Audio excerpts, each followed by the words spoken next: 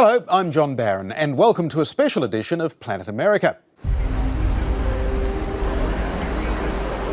At 10:36 a.m. on June the 3rd, 2016, British-born music publicist Rob Goldstone sends an email. An email that, depending on who you ask, could be the equivalent of the smoking gun Oval Office tape proving Richard Nixon covered up Watergate, or an exaggerated request for a meeting that proved to be a waste of time. Goldstone's email is to Donald Trump's eldest son, Don Jr., and it contains an offer relayed by his client, Azerbaijani Russian singer Emin Agalarov, on behalf of his billionaire businessman father, Aras. Good morning. Emin just called and asked me to contact you with something very interesting. The Crown Prosecutor of Russia met with his father, Aras, this morning, and in their meeting offered to provide the Trump campaign with some official documents and information that would incriminate Hillary and her dealings with Russia and would be very useful to your father. This is obviously very high level and sensitive information, but is part of Russia and its government support for Mr. Trump, helped along by Aras and Emin. Best, Rob Goldstone. 17 minutes after reading the email, Don Jr. replies, suggesting he talked directly to Emin Agalarov, and if it's what you say, I love it, especially later in the summer. 3 days later, Goldstone and Don Jr. exchange more emails, arranging for Emin to call Don Jr. The following afternoon, Goldstone emails Don Jr. again to arrange a meeting with a, quote, Russian government attorney, and it's locked in for 4 p.m. on that Thursday, June the 9th. At no point does Donald Trump Jr. seem surprised the Russian government is offering to help Trump's campaign with dirt on Hillary Clinton. News of the June 2016 Trump Tower meeting only breaks in July 2017. At first, Donald Trump Jr. claims it was a meeting primarily about Russian adoptions, but when his emails with Rob Goldstone appear in the New York Times 2 days later, he admits the obvious. There had been offers of dirt on Clinton, which he now describes as vague and ambiguous, and he denies his father knew anything about the meeting. It was such a nothing. There was nothing to tell. I mean, I wouldn't have even remembered it until you start scouring through the stuff. It was literally just a wasted 20 minutes, which was a shame. A shame or not, why was a ban on Americans adopting Russian children even brought up? The ban was the Kremlin's response to the US passing of targeted sanctions against a group of wealthy Russians linked to both the Kremlin and human rights abuses under the so-called Magnitsky Act. The central question, which is now also the focus of Special Counsel Robert Mueller's inquiry, was Russia's interference in the 2016 election in favour of Trump done with the knowledge of the Trump campaign? Was there an illegal conspiracy behind the influence campaign, or was it perhaps just an unconnected but mutual interest in defeating Clinton? She has to go to jail. So what really happened in that Trump Tower meeting? Rob Goldstone was there in the room on that day. He was also, by the way, in Moscow in 2013 when the Steele dossier suggests that Donald Trump may have been compromised by lewd behaviour. Goldstone has told his story to Bob Mueller, a grand jury and Congress. And he joins us now from New York. Rob Goldstone, welcome to Planet America. Pleasure. I'm always excited to do stuff for Australia. OK, explain for us that email that you sent and Don Jr.'s response. How is that not a smoking gun, at least for attempted collusion with Russia? Well, interesting that you mentioned his response. I have always interpreted his response slightly different to everyone else. So when I got this response, if it's what you say it is, I love it. and maybe I should just speak with Emin about it directly, which was his response. I was like, oh, thank God, that's 2 for 2. He realizes that I don't really know what I'm talking about, so it's kind of, if it's what you say it is, I love it. And when I put that line in there that said, maybe you should just speak with Emin about it directly, I put that in there for a really specific reason. I would never do that in an email from a client, because the reason I have a job is that I take care of all of that. In this case, I wanted those two to speak on the phone. I wanted to wash my hands of this to some extent and let Emin explain to him what he either couldn't or didn't want to share with me. What did Emin Agalarov tell you he wanted to arrange a meeting with the Trumps for? He called me, and it was an unusual call because in the 3 or 4 years that I'd worked with him, he had never mentioned politics. He and I don't really care about politics, and as far as I knew, he cared even less. So when he called me that day, he was like, look, my father just met with some well-connected Russian attorney who he said was either, I can't remember, but he either said a current or a former prosecutor, who had information that was potentially damaging on illegal Russian funding to the Democrats and its campaign. Now, people have said to me, did he mention Hillary Clinton? No, but it was the campaign of the person running for president for the Democrats, and it happened to be Hillary. If I feel bad about, well, I feel bad about a lot of it, but if I feel bad about one particular thing, it's that I named Hillary. I said, and Hillary. But that's because she was the candidate at that stage. If it had been Bernie Sanders, I would have said, and Bernie. If it had been whoever, if it had been you, I would have said you. But it was Hillary. It was very obvious that it was to that campaign. So that's what Emin said. I pushed back and said, well, what does that mean? Who is this attorney? And he said, well connected. And I said, what does that mean? Connected? Well connected. And at that point, kind of the flippant side of me kicked in. And I said, connected to what? The power grid? And there was like a silence. And I don't know if you've had this, but because you ask questions, there comes a point when you're asking repeatedly, you're not getting an answer.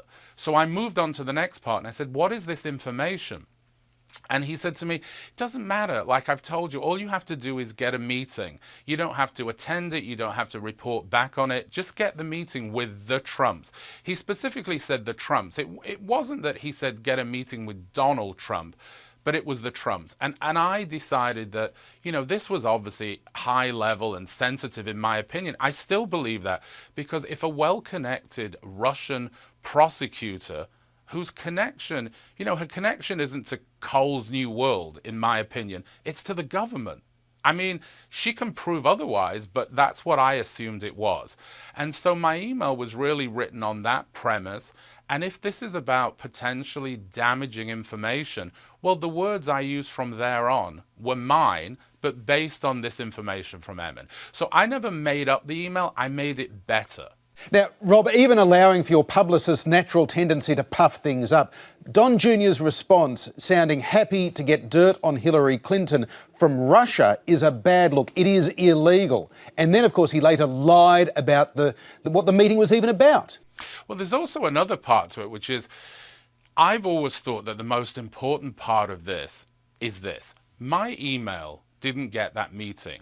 My email got Don Jr. and Emin on a phone call, at the end of which Emin told Vice News on HBO only recently, Don said to him, if you're asking me, I'll do it. Well, he never said that to me. He said it to him. So I've always believed my email did what it was supposed to do. It got Don Jr.'s attention and it put the two of them on a call. I wasn't on that call, so I've no idea what they said. But what I will say is, at the end of that call, it went from being some random attorney meeting with Don Jr. to suddenly Don saying, I'm going to also bring into the meeting Paul Manafort, who's the chairman of the campaign, and my brother-in-law, Jared Kushner, who was an advisor to Trump in the campaign. So I was like, oh, okay, that must have been some interesting call. All right, so tell us about that now infamous Trump Tower meeting itself. In your book, you describe it as very awkward and very confusing. It was, first of all, I should never have been there. So I was never supposed to be there. And it was kind of like the perfect storm. The attorney, the Russian attorney that morning had emailed me to say, hey, I'm going to bring a couple of other people. And I said, bring whoever you want, just make sure they have ID. But I hadn't told Don Jr. this. So when they arrived and I was at Trump Tower, I was like, who are all these people? It's like a convention. And then I was like, oh, these are the people she said she was bringing. So when one of them said, as you've met Don Jr., can you introduce us? My initial reaction was, yes, I need to introduce you because he'll wonder who you all are because I haven't told him. So I take them up to meet him. And then the second part of the perfect storm was that I said to Don, okay, I'm leaving now. And he goes, why don't you just stay? It's going to be a really quick meeting. And he did this gesture, he goes, so you can get them out at the end. And I took that to mean, who are they? It's going to be short. Please stay and just make sure they leave. Meaning I'm busy. So that's how I found myself in it. That was the first part. And, I checked my phone messages. I didn't care about this meeting. I know it's hard for people to believe, but that's because we're a year on. We're nearly 2 years on. It's hindsight. At the time, I didn't give this meeting any attention at all. But I wanted to hear what she had to say in case I heard some kind of smoking gun. And what happened is she opened by giving very general remarks about certain Russian individuals and American individuals of Russian descent who were donating large amounts of money to Hillary's campaign for president, to the Democrats, and which she thought was outrageous because they hadn't paid tax on it. But it was very generic. And as she was speaking, Jared Kushner said, I have no idea what you're talking about. Could you possibly refocus? And instead of refocusing, she began again from the exact same spot that she'd started, and it seemed to infuriate him. At which point, Don Jr. looked like he was getting up to perhaps end the meeting, and she said, but what I really want to talk about is the Magnitsky Act.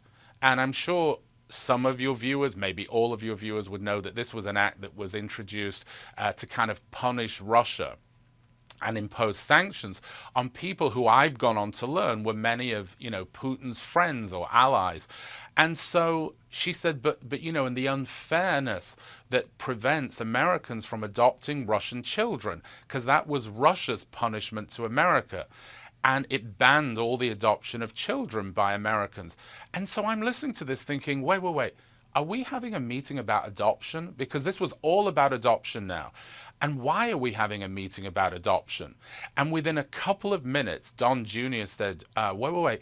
I don't know why you're addressing this to us. My father is a private citizen. He's not an elected official. Why wouldn't you address this to the Obama administration? He thanked them, at which point I jumped up and was like, thank you all very much. Right, we have to leave now. And I herded them out sort of like farm animals and was like, get me out of this meeting. The thing that I'd feared the most was being embarrassed by this meeting because it may not deliver what they thought they were getting. It was 1,000 times worse to me because we had a meeting about adoption that at the end of it, Don Jr. said to me, I've no idea what that meeting was about.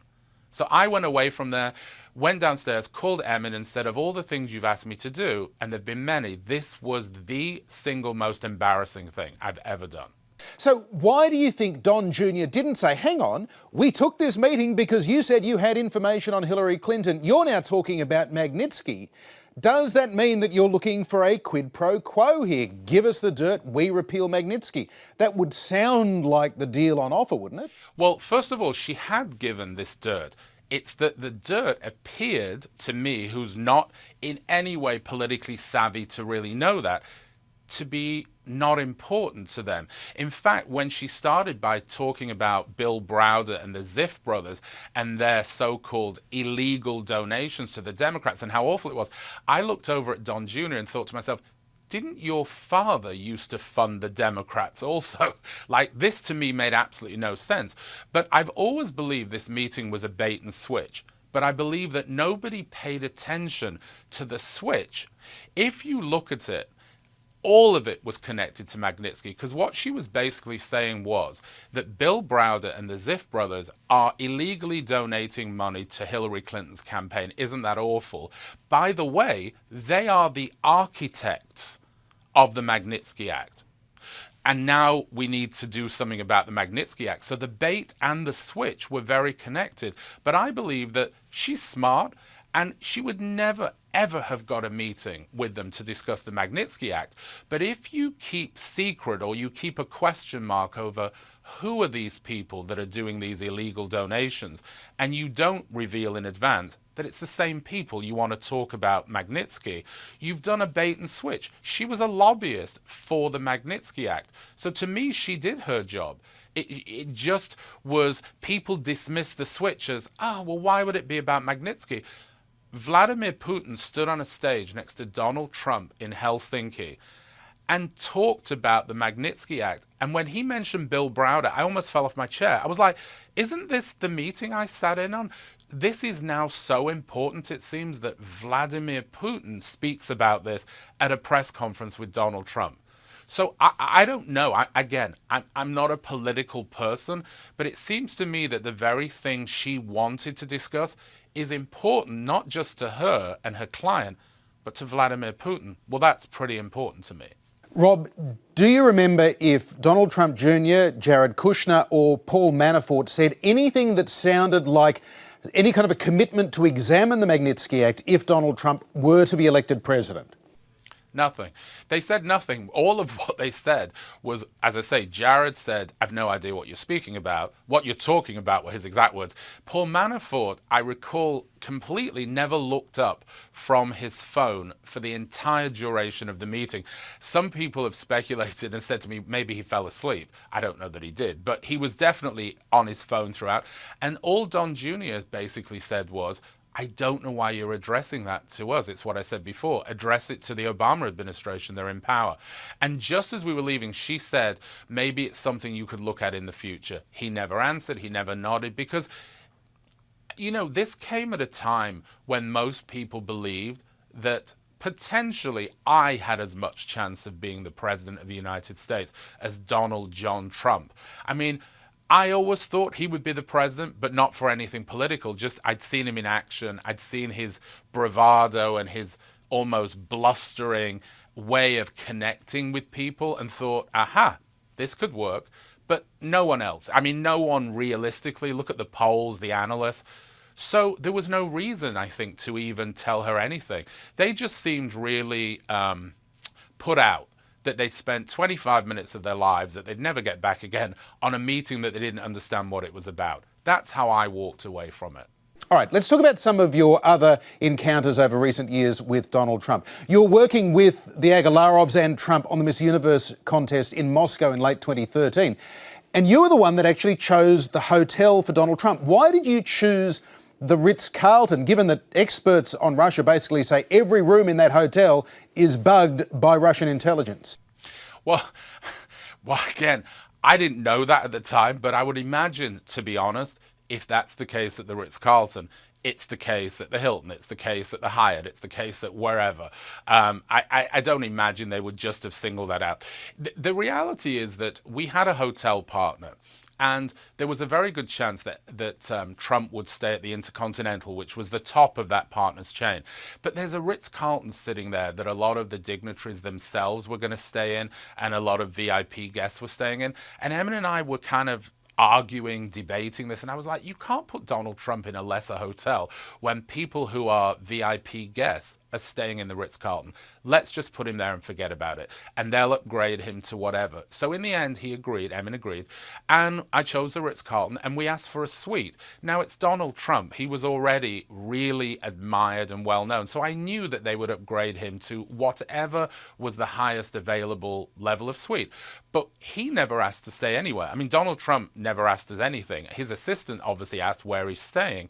But when I read people saying, well, the famous Steele dossier claims only took place because Trump had insisted on staying in that suite, in that hotel, I just took some of it with a pinch of salt because he never asked us anything. I mean, I'm not here to defend Donald Trump. He could do that himself. But the point is, he never asked where he was staying. He never knew where he was staying until, I don't know, 2 days before. And when it comes to those salacious, I suppose they are, P-tape rumors, I get asked about it all the time, and I'd heard nothing about it until the story broke, and years later. And the only thing I will say is that in the world in which I move, which is entertainment and this pageant, everybody talks about everything. You hear every bit of gossip. And I had never until this day heard anything before, during, or after about when this could have taken place. And I kind of worked out there was a 4-hour period where he wasn't in our care, as it were, sleeping, I imagine. And you know, somebody said to me, well, isn't it possible? And I said, you know what? Anything's possible. Santa Claus could have come on a giant sleigh and taken him to the North Pole, for all I care or know. But do I think it happened? It's doubtful. Why wouldn't anyone have found a bit of footage? CCTV, door cards, key cards, chambermaid. Trump's a germaphobe. Even if they're not peeing on him, surely he would want the bed changed. Where are all these people? Now it's Russia, so maybe these people aren't around anymore. I don't know. But I just think I would have heard something about it, and I haven't. And I also heard that maybe the Steele dossier author was winding back that story a little bit, that out of all of it, that's the one that may not exactly be verifiable. So who knows? But it's a good story. I'll give them that. Rob, let's skip ahead to after the 2016 election. Aras Agalarov asked you to arrange another meeting with Trump. In fact, on 2 occasions he made that request. Did you assume that was also to lobby on the Magnitsky Act? Not only did I assume, but this time, and Aras never did anything through me directly, but there was a kind of middleman, a guy called Ike Kavaladze, who I'd worked with on Miss Universe, and again, he coordinated the actual Trump Tower meeting. He sent me an email just after the election saying Aras had asked, Aras had told him that the same Russian attorney, Natalia Veselnitskaya, was flying over to New York and had requested another meeting, and this time had attached a document which was all about Magnitsky, because I quickly scoured it. And my answer was, you're not really asking me to set up a meeting for this same absurd cast of characters. And he said, no, I know, can you just try? So I did nothing. And so when they would ask, is there any response? I said, no. And that was true, because I hadn't asked. So the response is no.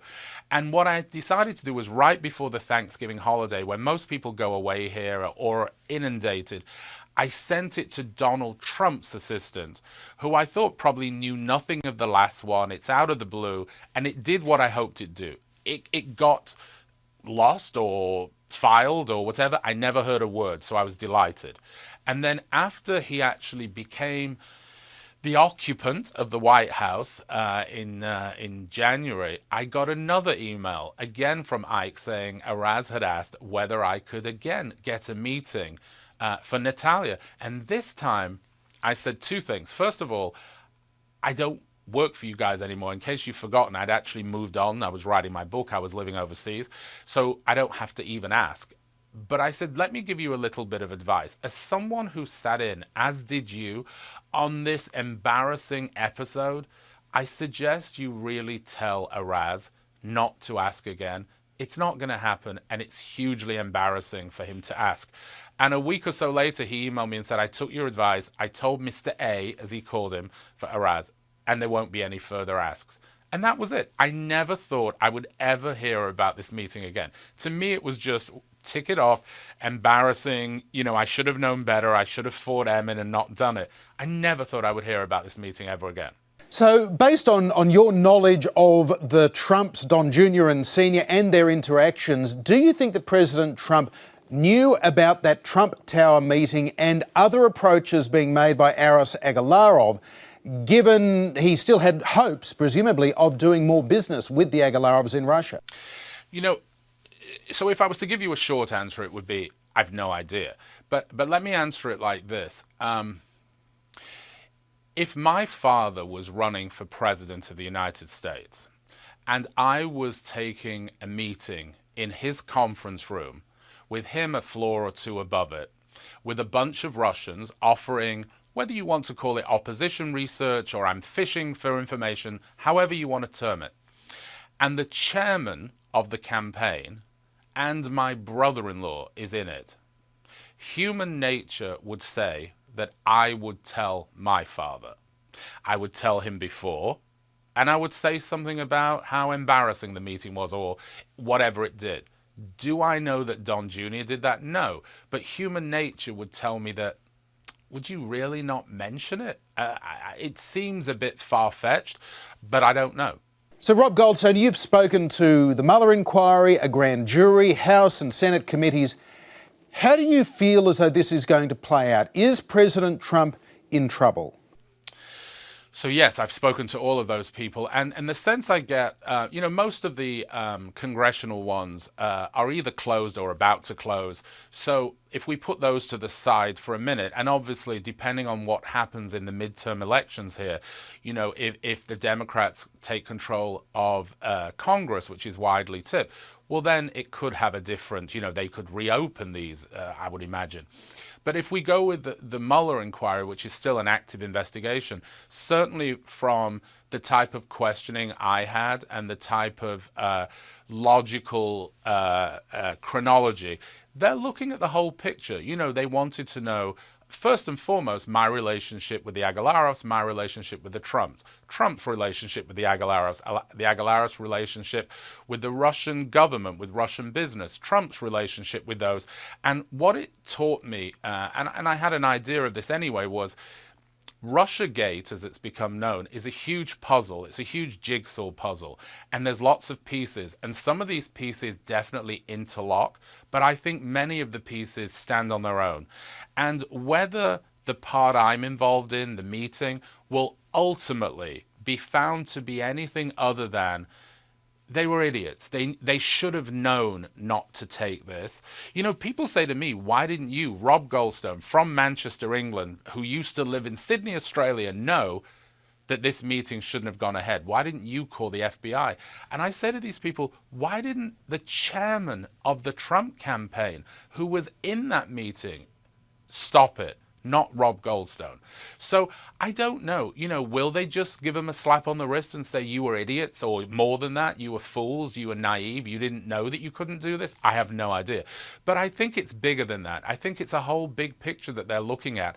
And the question is, they keep using this big word, collusion, but I think there are people far smarter than me, way above my pay grade, who are trying to work out if any of, certainly what I've been involved in, the meeting or whatever, would ultimately be construed as collusion. And I hear all the time media analysts say collusion in itself isn't actually a crime. It's the conspiracy part. And so I don't know if this piece of the puzzle ultimately leads to anything, but it's a piece of the puzzle. And I think spurred on by the fact that my email was very clear in what I believed was being offered. And I didn't keep it a secret. I think that's what people find shocking. I checked in for that meeting on Facebook. There was nothing secretive about it to me. I just thought it was a bad idea. So from what you're saying, Paul Manafort is potentially the key. Everybody else was a political novice. An idiot. But he was the 30-year campaign veteran. He'd also done a lot of business with people linked to Russia. He must have known. So in theory, should have had some idea that, these might be a bit, these aren't people coming in from, wherever, from Adelaide to talk about wine. This is people from Russia. And as you say, he has done business with, whether it's Russia, Ukraine, wherever. So again, I don't want to throw Paul Manafort under a bus. He's managed to do that himself to some extent already. But what I do want to say is he's there in the role as chairman of the campaign. Don Jr., I believe, probably knew as much as I did about what you can and can't do, maybe a bit more. Jared, I put up another rung in the ladder, maybe knew a bit more. But remember, these are people, it's their first entree into politics. They're kind of novices. I almost talk about them as idiots on some level. I don't mean they're actual idiots. I mean, when it comes to this, they may not have known everything, but the chairman of the campaign is sitting there, has agreed to go into this meeting and sat through it. Why didn't he stop it when she talked about, illegal funding of any description? Why didn't he stop it before and say, we can't do this meeting? A lot of pressure was put on me, Rob Goldstone, afterwards to say, why didn't you stop it? Well, it didn't mean anything to me in that respect. Rob Goldstone, thanks for joining us on this special edition of Planet America. Take care. Pleasure. Anytime. And Rob Goldstone's memoir, How an Email Trumped My Life, is out now. Thanks for watching this special edition of Planet America. I'm John Barrett.